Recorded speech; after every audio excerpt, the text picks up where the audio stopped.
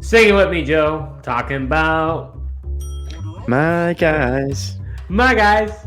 Today we got our episode talking about my guys. Joe and I are going to give 3 each. You're not going to want to miss it. And if you get these guys, you may just win your leagues. Hike! All right, Steve, I've got the guy that everyone should be drafting at the 101 spot in their drafts this Woohoo. summer, and that is running back Christian McCaffrey, ADP 2, RB1. Now, it's no secret how elite this guy is and how elite he's been when he's played over his career to start here. But after he got traded and went from the Carolina Panthers and over to the San Francisco 49ers, he ended up with 5 top 10 finishes over his last 6 games in 2022. And then over the last 4 years in games where CMC played at least 40% of the snaps, he's averaging 22.6 fantasy points per game and is a top 12 running back 80% of the time. And then, as I mentioned, he's in the perfect landing spot with the efficiency of the 49ers offense. Couple that with the coaching skills of Kyle Shanahan drawing up the plays for him. It's, McCaffrey landed in the perfect spot with the 49ers, and it's making me extremely excited for him to carry on what he started at the end of last year and be that RB1 and be the number 1 overall guy in fantasy. Playing the other side of this, my 2 concerns about him. Number 1 is, can he stay healthy? Guy has been injury prone for the latter part of these past 2 years, especially. Once he got to San Fran, he was okay. So that's my 1 concern. My second concern is, how much is he going to share the workload with Elijah Mitchell? Elijah Mitchell had dealt with some injury stuff last year. Shanahan tends to, or at least we've known him as someone who likes to rotate those running backs. Whereas McCaffrey, he stole the show. He was the guy. I was worried about it, but I think the Mitchell injury did kind of help things. So I think that's a concern. And one additional one is that quarterback room. If that quarterback room isn't reliable, does McCaffrey see more stacked boxes? But I think I don't blame you. I think obviously he's been, from a running back position, he's been the best. And I think so long as he continues to do what he did last year, he should be good. Yeah. I mean, you mentioned the biggest concern, obviously, is the injury risk that he has. And that would be, to me, that's the main reason he doesn't, end up as the RB1 this year. But you mentioned Elijah Mitchell, another guy with injury concerns. I don't believe that Elijah Mitchell is going to be able to stay on the field either. So I think at some point you're going to see, McCaffrey steal the show once again and just be that ultimate volume player for this 49ers offense. So my guy is wide receiver Garrett Wilson, ADP 20 and wide receiver 10. Aaron Rodgers coming over from the Green Bay Packers and becoming the new quarterback of the New York Jets. It's going to help this offense immensely. And over the past 7 years, Aaron Rodgers has produced a wide receiver 1 4 times. And I think Garrett Wilson will be next wide receiver to be a wide receiver 1 with Aaron Rodgers as his quarterback. Last season, Garrett Wilson in 17 games had 148 targets, 83 receptions, 1,103 yards, and 4 touchdowns. That was with Zach Wilson, Joe Flacco, and Mike White throwing him the ball. I have him projected, which I think is maybe a little conservative, but I have him projected 153 targets for 94 receptions, 1,231 receiving yards, but bumping that up to 8 touchdowns. I think he and Rodgers have already shown that they have a good rapport, and I'm expecting big things. He's a guy I'm targeting almost all the time in the second round, because if you're going to win your leagues, you're going to want to have a breakout.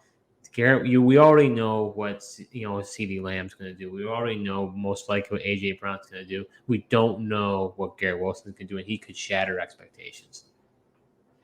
Yeah, I don't disagree with you on Garrett Wilson. I mean, it was amazing to see what the guy did last year as a rookie, and with the whole quarterback carousel that was the Jets offense. I mean, he played with the likes of Joe Flacco, Zach Wilson and Mike White, and still found a way to have an efficient rookie season. So the sky's the limit for, what he can honestly do with Rodgers now as the quarterback there. So are you enjoying this video so far? Well, if you are, show your support to our new channel by hitting the subscribe button and liking this video. We'll be creating videos all NFL season long, so you're not going to want to miss what we have in store. All right, Steve. So like your pick with Garrett Wilson, my next guy is a guy that, I find myself taking in that second round as well and projecting the second year breakout, and that's going to be wide receiver Chris Olave. His current ADP is sitting at 29, and he's the wide receiver 13. As I mentioned, the history of that second year breakout for wide receivers, he had a target rate of 26% as a rookie last year, and then that equated to a weekly target share of 20 plus, a target share percentage of 20 plus in 13 to 15 games last year as well. He had an 82.9 PFF receiving grade, which is an elite grade for a rookie receiver. Now, he did get a quarterback upgrade this offseason as well with Derek Carr. I know Derek Carr isn't the greatest quarterback, but he's good enough, and he showed that he can support elite fantasy options in years past. So it gives me the confidence that Olave can take that next step and be that breakout receiver this year. And I think he has the ability to possibly finish as a top 10 receiver this year. Yeah, he's another guy I like a lot too. Like we were talking about, you want to, there's that chalk mentality, and it's very hard to get yourself out of that grain of thinking that I'm going to get the guy who's done it year in and year out every time. It never happens that way. Someone is going to break the mold. Someone is going to rise up, right?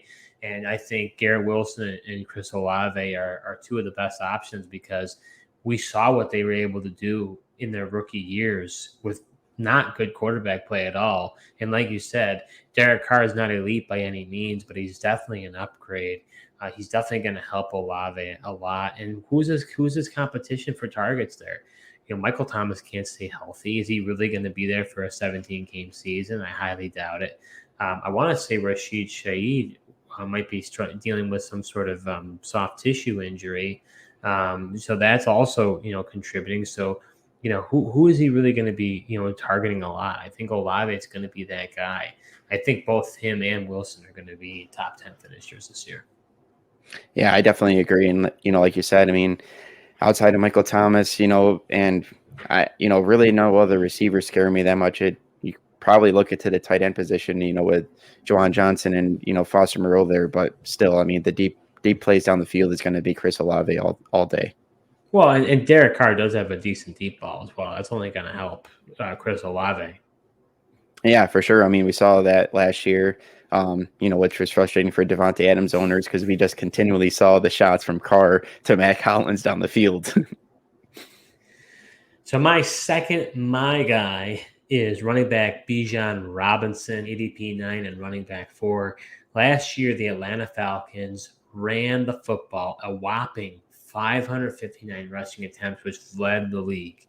The Falcons ended up drafting him number 8 overall in the NFL draft, and a running back hasn't been drafted in the top 10 since Saquon Barkley, who was drafted number 2 in 2018. Bijan Robinson, I think, is probably the best running back prospect we have seen since a Saquon Barkley. He has elite route running skills and receiving skills. And some will say out there that he didn't show it in college, but I think one of the things that I have found in looking at this is running back. It's more so, can it be translated to the NFL? They're not in college. They're not throwing it as many times to the running back. So you're not seeing these gaudy numbers for running backs getting a ton of targets. It's more so, do they have the skills and ability to do it? And Bijan is that guy. They've been even talking about him lining up, I believe, at wide receiver at a few times. So they're going to use him all over the place. Arthur Smith, when you think about a philosophy, he loves to run the football. That's how he wants to build this team. That's why Bijan Robinson was drafted in the first round. That's why Derrick Henry had so much success when Arthur Smith was the offensive coordinator. So I think this offense is going to run through Bijan Robinson. I think he's going to be the guy you want to have. So as far as my projections go, I project him over a 17-game season to have 65 targets, 52 receptions, 395 receiving yards, 274 rushing attempts, 1,452 rushing yards, and 11 total touchdowns. I can honestly make the argument, if I was doing a snake draft, that I would take Bijan at the 101. And my reason for that is I'm saying what I think he could do. I think it's generally maybe a little on the aggressive side, but I also could see some saying it's a little conservative. He's an unknown. And there is a possibility, there is a path that he is the RB1 this season and could be scoring even more points than I am alluding to. Again, you have the temptation to go chalk. I understand where you're coming from, Joe. But to me, I see the temptation of taking the guy who could take that next step and take that leap. Yeah, you're not wrong. I mean, you definitely could make the case for him to go at the 101 as well. I mean, as a rookie, this definitely could be a huge breakout season for him here. Which would be impressive. But I mean, there was a reason he was taken in the top 10, at the number 8 spot. Like you said, he, really came over to a perfect spot with the Falcons and how much Arthur Smith does like to run the ball. And he will definitely be heavily involved in both the run and passing game. So it's honestly a perfect storm, for him to have a really good fantasy year this year. So my third and final, my guy, is going to be wide receiver Jerry Jeudy. His ADP sits at 56, currently the wide receiver 23. And I believe this is going to be the year for Jerry Jeudy. I think this is the year he finally breaks out. I know people are calling for this to happen last year. And then the Broncos offense was just a complete debacle, with Hackett and Wilson not looking good. But I think this is the year he puts it together. Typically, receivers break out within the first 6 seasons of their career. And Jerry Jeudy is entering his 4th year. He finally showed some flashes of fantasy upside that we thought he had when the Broncos drafted him in the first round of, the 2020 draft. And then he went on to set career highs in PFF receiving grades at 77.9, targets per route run at 22%, and yards per route run at 2.18. Which is really impressive. And then also, you kind of saw the rapport between Jerry and Russell kind of heat up at the end of the year. Russell, started to look a little better once they fired Nathaniel Hackett and had a real offensive coordinator calling some plays. I think that momentum carries in to this year. I don't believe Russell Wilson can be as bad as he was last year. And I have faith that Sean Payton turns this offense around. And if he does, in fact, do that, and Jerry Jeudy is able to stay on the field, which could be a big if because we've seen him leaving games and he just seems to have nagging ankle injuries. But if he puts it all together, I believe he'll finish as a wide receiver 1 this year. Joe, are you just a glutton for punishment? Are you just trying to get yourself to be let down again? I hope not, Steve. I truly believe it. I'm sending some positive energy here. But I think if there's anyone to emerge out of the Broncos offense and the Broncos offense looks better, with Russell Wilson taking the next step and, Sean Payton doing his magic tricks for this offense, I think Jerry Jeudy's going to be the benefactor. Yeah, I wouldn't consider him my guy for me, but I like him as well. Just so I'll vouch you there for your support for him. I actually think he's an interesting one to target because people got so spooked last year and what he did that people are probably like, I'm not going to get burned again. So you might actually be able to get him at a much better value than when you did a year ago. And I think that, with Tim Patrick being out for the year, KJ Hamler having his issues as well, health issues, it's really leaving it to be Dulcich, Jeudy, Sutton, and Mims. And so I think that Jeudy, I think he is the guy in that offense that I think could break out. Question will be, will they have enough volume? Will Sean Payton more rely on the run game and not pass it as much? You would know better than me. But the other thing I feel better about is Cortland Sutton, I think, has been more subject for trade rumors than Jeudy is. So is it Jeudy or is it Sutton as a guy who's going to break out? If I had to take my shot, I'm going to go with Jeudy as being the guy. I think he's just a better separator. Sutton's more of a contested catcher. And, in today's day and age, you want to have somebody who can separate. Yeah, definitely. That's why, Judy was saying he's an elite wide receiver, taken in the first round. He's a great route runner, creates that space, as you mentioned. That's why I do have faith that, he'll be the guy. But to your point, the Broncos are definitely going to run the ball. They're going to be a run-first offense with Sean Payton. I'm expecting, 2 tight end sets as well. But, I think even with not a high passing volume, there's going to be plenty of plays for Judy to be able to make, and could just have the lesser volume but make the bigger plays in the offense.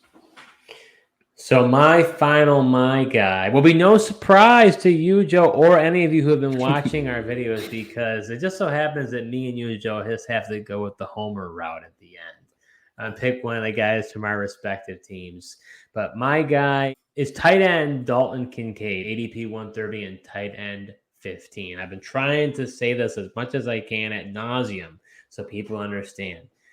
Brandon Beane, the general manager of the Buffalo Bills, came out and said they thought that Dalton Kincaid had the best hands in the draft. I'm convinced that even if they had some of those wide receivers on the board, that they would have taken Kincaid.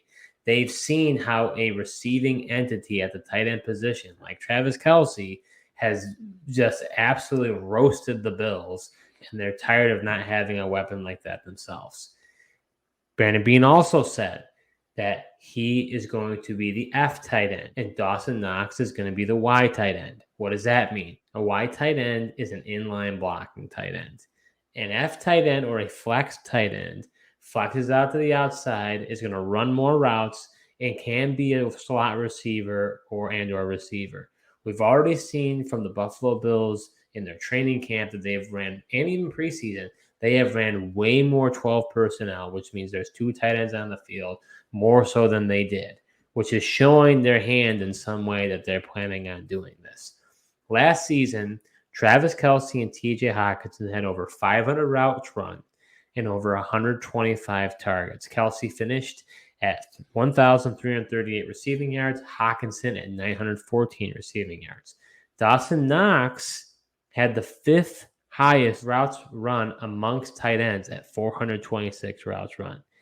When Kyle Pitts almost broke the rookie record for yards, almost passing Mike Ditka, he had 489 routes run, 110 targets, 68 receptions for 1,026 yards and 1 touchdown. The reason why rookie tight ends don't succeed early on and in their rookie season is because they don't have as many routes run because they're blocking.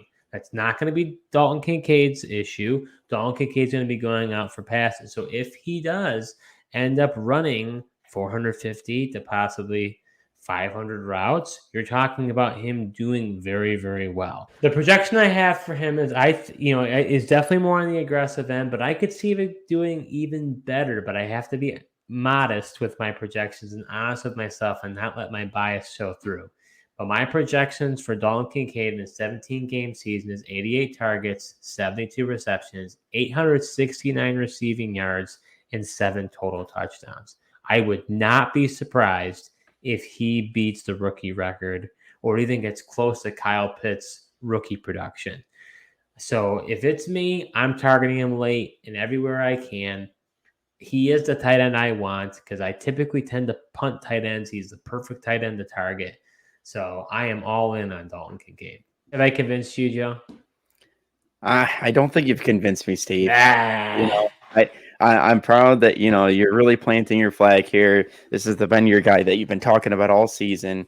You're planting your flag with him as your my guy. And I get it, and I get why you're excited. The one thing I'm not convinced with is you didn't convince me that if a wide receiver was on the board that the Bills wouldn't have taken a wide receiver. I think if Zay Flowers was there, that he would have been a Buffalo Bill. And I think some of that stuff that Brandon Beane has to say is he has to say after they make the move to draft Kincaid.